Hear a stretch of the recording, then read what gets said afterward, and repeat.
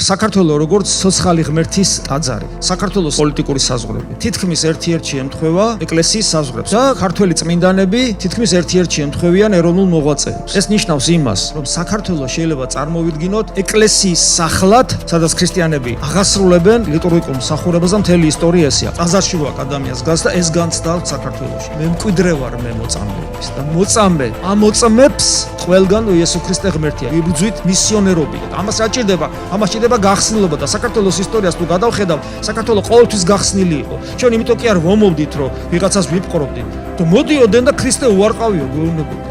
და ამიტომ კვდებოდნენ ისინი და არა იმიტომ, რომ თვითმიზანი იყო ფიზიკური სიკვდილი. და ჩვენ გვაქვს საშუალება ვიმისიონეროთ და ჩვენ თუ ვიმისიონეროთ, მაშინ ჩვენიერი გადარჩება მოგვეცემა უდიდესი ენერგია საღვთო. ღვთისათვის მოსაწონია, ეს არის კუნძული, ხალხი, ერი, რომელიც ქრისტეს ნათელს ასხივებს და ამ ნათელის მიერ უამრავ ადამიანს ქრისტიანდება სამყაროში. აი ეს არის ჩვენი გასაკეთებელი.